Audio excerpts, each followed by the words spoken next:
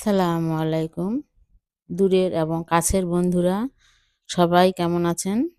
আল্লাহর রহমতে ভালো আছেন। আমিও ভালো আছি আলহামদুলিল্লাহ। তো আজকে একটু গলাটা বসে গিয়েছে, আপনারা কিছু মনে করবেন না, ক্ষমার দৃষ্টিতে দেখবেন। আজকে একটা নতুন রেসিপি নিয়ে এসেছি। আমি এখানে নিয়েছি কয়েকটা পাউরুটির পিস, এখানে নিয়েছি ঘি আর বাদাম, চীনাবাদাম, আর এখানে নিয়েছি আমি ১ গ্লাস গরুর দুধ। এই গরুর দুধটা ঘন করে নেওয়া আছে আমার। প্রথমে যেটা করতে হবে, আমি এখন এই বাদাম, দুধ আর ঘিটাকে সরিয়ে রাখতেছি। সরিয়ে রেখে এই পাউরুটিগুলোকে আমি কি করব, সাইডগুলো কিন্তু ফেলবো না, না ফেলে সবগুলো আমি কেচি দিয়ে কেটে নিব। কিভাবে কাটতেছি সেটাও খেয়াল করেন। এটা এতটাই মজাদার এবং দুর্দান্ত স্বাদের হয়, আপনারা না খেলে বুঝতে পারবেন না যে এটা কতটা সুস্বাদু এবং কতটা মজাদার হয়ে থাকে। তো বন্ধুরা, প্রথমেই একটা লাইক দিয়ে দেখা শুরু করবেন, আর পুরো ভিডিওটা দেখার অনুরোধ করতেছি আমি। প্লিজ আপনারা পুরো ভিডিওটা আমার ফুল ওয়াচ করবেন, আর ভিডিওতে আজে বাজে কথা লিখবেন না। কেউ যদি আমার বন্ধু হতে চান, পাশে থাকতে চান, তাহলে কমিউনিটিতে অবশ্যই লেটার দিবেন, ভিডিওতে নয়। ভিডিওতে করলে আমার অসুবিধা হবে, এটা সবাইর হয়, এটা মাথায় রাখবেন। বন্ধু হলাম এটা কমিউনিটিতে লিখবেন, পাশে থাকলাম এটা কমিউনিটিতে লিখবেন, কোনো ভিডিওতে নয়। এটা আপনাদের কাছে আমার অনুরোধ। তো এই পাউরুটির এই রেসিপিটা আপনারা একদিন হলেও তৈরি করে খাবেন। একদম এত স্বাদের হয়, এত মজাদার হয়, যেটা আপনারা হয়তো কোনোদিন খাননি বা চোখে দেখেননি। আপনারা একদিন হলেও এভাবে তৈরি করে খেয়ে দেখবেন। তো আমি প্রতিটা পাউরুটি এভাবে, আপনারা কেচি দিয়ে হোক বা চাকু দিয়ে হোক, যেভাবে হোক এভাবে ছোট ছোট পিস করে কেটে নেবেন। এবং পাউরুটিটা টাটকা হতে হবে, তাহলে খেতে ভালো লাগবে। অবশ্যই পাউরুটিটা টাটকা নেওয়ার চেষ্টা করবেন, ডেটটা দেখে নেবেন, তাহলে রেসিপিটা অনেক সুন্দর হবে। তো আমি এই সবগুলো পাউরুটি কেটে নিয়ে ফিরে আসছি। সবগুলো পাউরুটি আমার কাটা হয়ে গেছে, এখন চলে যেতে হবে চুলায়। দেখেন আমি বাদামটা ভেজে নিচ্ছি।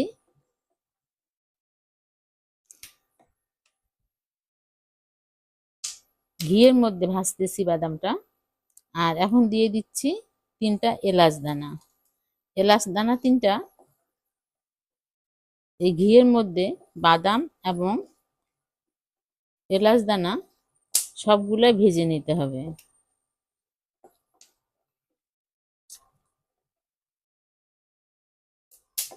দেখতে পাচ্ছেন আমার বাদামটা অলরেডি ভাজা হয়ে গেছে। এখন আমি বাদামগুলোকে তুলে নিচ্ছি।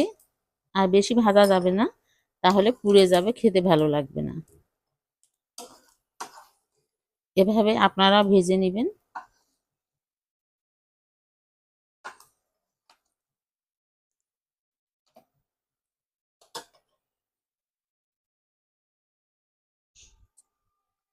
এখন এই ঘির মধ্যে দিয়ে দিচ্ছি আমি টুকরো করা পাউরুটিগুলো।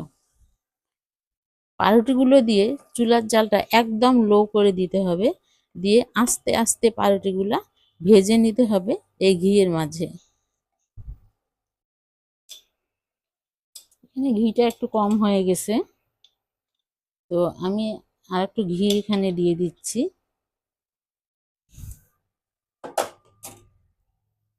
চুলার জালটাকে কিন্তু অবশ্যই লো রাখতে হবে, তা না হলে কিন্তু এই পাউরুটিটা পুড়ে যাবে, খেতে ভালো লাগবে না। আর এই দুর্দান্ত স্বাদের রেসিপিটা একদিন হলেও আপনারা তৈরি করে খাবেন। আর প্লিজ, যারা আপনারা পাশে থাকতে চান, তারা অবশ্যই কমিউনিটিতে লেটার দিয়ে যাবেন। ভিডিওতে নয়। আমি এটা কথা বারবার আপনাদেরকে বলে দিচ্ছি, এই কাজটা আপনারা করার চেষ্টা করবেন।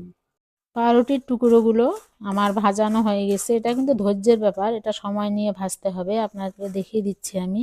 এই যে মুচমুচে হয়েছে কতটা, এভাবে একদম চুলার জাল লো রেখে এভাবে ভেজে নিতে হবে। এখন আমি ঢেলে নিয়ে ঠান্ডা করে নিব। পাউরুটি ঢালার পর পাউরুটিগুলো ঠান্ডা হতে থাক ওদিকে। আর এখানে আমি চিনি নিয়েছি, ক্যারামেল তৈরি করব। তো এই ছোট কাপের আমি 1 কাপ চিনি নিয়েছি, হাফ কাপ দিয়ে ক্যারামেল তৈরি করতেছি। চিনিটা দেওয়ার পর আমি কিন্তু পানি ব্যবহার করতেছি না, আপনারাও পানি ব্যবহার করবেন না, তাহলে ক্যারামেলটা খুব সুন্দর একটা কালার চলে আসবে কিছুক্ষণ জাল দেওয়ার পর। চিনিটা দেখেন আস্তে আস্তে গলা শুরু করেছে। এখন আপনি চুলার জালটা মিডিয়ামে রেখে আপনাদেরকে এভাবে নাড়তে হবে কিছুক্ষণ। এভাবে নাড়তে নাড়তে ক্যারামেল তৈরি হয়ে যাবে। নতুনদেরকে বলছি, যারা জানেন তাদেরকে অনেক ধন্যবাদ, আর যারা জানেন না এটা শিখে নেবেন। তো এটা কিন্তু চুলার জালটা অবশ্যই মিডিয়ামে রেখে করতে হবে, তা না হলে কিন্তু পুড়ে যাবে, তিতো হয়ে যাবে, মানে খেতেও ভালো লাগবে না, তিতা লাগবে। তো এভাবেই ক্যারামেলটা তৈরি করে নিতে হবে। তো আমি আর একটু কালার করে নিচ্ছি, আপনারা হালকা কালার করলে এইভাবে করে নিতে পারেন। আর যদি একটু কালার একটু বেশি করতে চান তাহলে আর একটু জাল দিতে হবে, জাল দিয়ে ক্যারামেলটাকে আর একটু কালারে তৈরি করতে হবে। এই তো কথা বলতে বলতে আমার এখানে ক্যারামেলটা তৈরি হয়ে যাচ্ছে। তো বন্ধুরা, পুরো ভিডিওটা দেখার অনুরোধ থাকলো আপনাদের কাছে, আপনারা ফুল ওয়াচ করে দিবেন আমার ভিডিওটাকে। প্রতিটা ইউটিউবার জানেন যে একটা ভিডিও তৈরি করতে কত কষ্ট হয়, সেটা সবাই আমরা জানি। আর পাশে থাকলে তো বললাম যে আপনারা ভিডিওতে কিছু লিখবেন না, যা লেখার কমিউনিটিতে লিখবেন। আমার ক্যারামেলটা হয়ে গেছে। এখন আমি দিয়ে দিচ্ছি 1 গ্লাস দুধ, আর দিয়ে দিচ্ছি ওই গ্লাসের 1 গ্লাস পানি, এটা হচ্ছে কাঁচা পানি।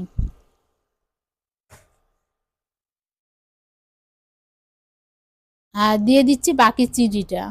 আপনারা চিনিটা মিষ্টিটা আপনাদের স্বাদ বুঝে দিতে পারেন। এখন এটা নাড়তে হবে ঘন ঘন। আর নতুন রাঁধুনি যারা, তারা ভয় পাবেন না যে এই চিনির ক্যারামেলটায় যে দলা লেগে গেছে, এটা গলে যাবে না। এটা কিন্তু জাল দিলে অবশ্যই এটা গলে যাবে ততক্ষণে। তাই এটা ততক্ষণে আমার ফোটানো হোক। এটা রেখে আমি বাদাম এবং পাউরুটি, দারচিনি এগুলো আমি ব্লেন্ডারে এখন গুঁড়ো করে নিয়ে আসি, এতক্ষণে ঠান্ডা হয়ে গেছে। এদিকে দেখেন আমার দুধটার সঙ্গে ক্যারামেলটা সুন্দরভাবে মিশে গেছে, গরম হয়ে গেছে। এখন এই মুহূর্তে আমি দিয়ে দিচ্ছি, যে কাপ দিয়ে আমি চিনি দিয়েছি সেই কাপের 1 কাপের কম একটু গুঁড়ো দুধ দিচ্ছি, তাহলে খেতে ভালো লাগবে। আর আপনারা যদি পুরোটাই গুঁড়ো দুধ দিয়ে করতে চান তাহলে ভালো, কারণ আমি প্রথমে গরুর দুধ দিয়েছি 1 গ্লাস, এখন গুঁড়া দুধ দিলাম। এই গুঁড়া দুধটা দিয়ে ভালো করে নেড়ে নিতে হবে, সুন্দরভাবে মিলিয়ে নিতে হবে।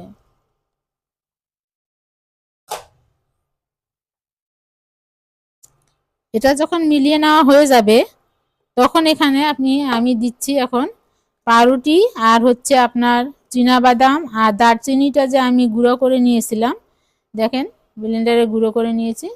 এখন এটা আস্তে আস্তে দিব, আর ঘন ঘন নাড়তে হবে যাতে দলা পেকে না যায়। আমি যেভাবে করতেছি সেভাবে করার চেষ্টা করবেন। আর এটা এতটা সুস্বাদু এবং মজাদার হয় যে মুখে দিলেই মিলিয়ে যাবে। আপনারা একদিন তৈরি করে খেয়ে দেখবেন, মুখে দিলেই মিলিয়ে যাবে, এতটা টেস্ট। যে পাউরুটি দিয়ে এত সুন্দর একটা সুস্বাদু নাস্তা সকালের বা বিকেলে আপনারা যে কোনো সময় খেতে পারেন। আর এখন যেহেতু শীতকাল, এটা আপনারা বাইরে রেখেও খেতে পারবেন। তো এভাবে দিয়ে চুলার জালটাকে মিডিয়ামে রেখে ঘন ঘন এভাবে নাড়তে হবে যাতে পুড়ে না যায়। এই যে এভাবে ঘন ঘন নাড়তে নাড়তে দেখেন কীরকম অবস্থা হয়েছে, এরকম করে নাড়তে হবে। এটা কিন্তু ধৈর্যের ব্যাপার, ধৈর্য সহকারে এই কাজটা করতে হবে। এখন আমি এখানে দিয়ে দিচ্ছি আর একটু ঘি দিয়ে দিচ্ছি, আর কিছু কিশমিশ দিয়ে দিচ্ছি, এটা অবশ্যই দিবেন। তাহলে খাওয়ার স্বাদটা আরও ভালো হবে। আর এই ঘিটা দেওয়ার পরে, ঘিটা দেওয়ার কারণ হচ্ছে যে আমার কড়াই থেকে নিজের থেকে এই ডোটা উঠে আসবে। ডোটা হবে না শক্ত না নরম, এইভাবে নামাতে হবে। তো আমি আর একটু নেড়ে নেব। কিশমিশ আর ঘি দিয়ে দেখেন এভাবে নাড়তে নাড়তে সুন্দর একটা ডো তৈরি হয়ে গেছে। এখন দেখেন কড়াই থেকে নিজের থেকে উঠে আসছে সবগুলো। এখন আমি একটা প্লেটে ঢেলে নিব। এখন এই যে গরম দেখতে পাচ্ছেন, আমি হাত দিয়ে সামলাইতে পারতেছি না, তো একটা চামচ নিয়েছি। এই চামচটা দিয়ে সুন্দর করে একটা সাইজ করতে হবে। এভাবে আপনারা এভাবে সাইজ করে নেবেন। এখন আমি চামচের মাধ্যমে সুন্দর করে এভাবে শেপ দিয়ে নিলাম একটা। তো এখন তো কাটা যাবে না, একটু ঠান্ডা করতে হবে, ফ্রিজে রাখতে হবে না, এমনি বাইরে, এখন শীতের দিন বাইরে রেখে দিলে কিন্তু ঠান্ডা হয়ে যাবে। আর গরম অবস্থায় কাটতে গেলে এড়া থাড়া হয়ে যাবে, আবড়া থাবড়া হবে, বুঝছেন? তো আমি একটু ঠান্ডা করে নিয়ে তারপর আপনাদেরকে কেটে দেখাবো যেটা কতটা সুস্বাদু এবং খেতে কতটা মজাদার হয়। বাচ্চারা যা পছন্দ করবে না, আর বলার নয়, বড় ছোট সবার পছন্দ। দেখেন ঠান্ডা হয়ে গেছে, এখন আমি কেটে নিব। আপনারা যে শেপে কাটতে চান সে শেপে আপনারা কেটে নিতে পারেন। তো আমি এভাবে লম্বা লম্বা সাইজ করে কেটে নিচ্ছি।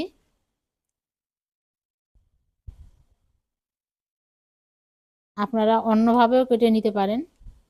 একদিন হলে তৈরি করে খেয়ে দেখবেন, একদম মুখে লেগে থাকার মতো। আপনাদেরকে তুলে দেখাচ্ছি আমি, দেখেন কত সুন্দরভাবে উঠে গেল। তো এইভাবে আমি প্লেটে একটু সাজিয়ে নিব। দেখতে পাচ্ছেন কত সুন্দরভাবে উঠে আসতেছে, কারো গায়ে কেউ কিন্তু লেগে যাচ্ছে না।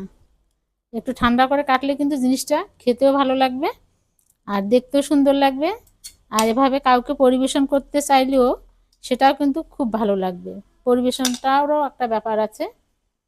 তো আমি এভাবে পরিবেশন করে নিচ্ছি, আপনারা আপনাদের মতো করে পরিবেশনটা করবেন। কত সুন্দরভাবে উঠে আসতেছে দেখেন, প্লেটে কিন্তু লেগে নাই। আর খেতে এতই সুস্বাদু, আমি বাসায় তৈরি করে খেয়েই কিন্তু আপনাদেরকে এই রেসিপিটা আজকে করে দেখালাম। তো কেমন হলো আজকে আমার এই রেসিপিটা? তো আজকের মতো আল্লাহ হাফেজ, আসসালামু আলাইকুম।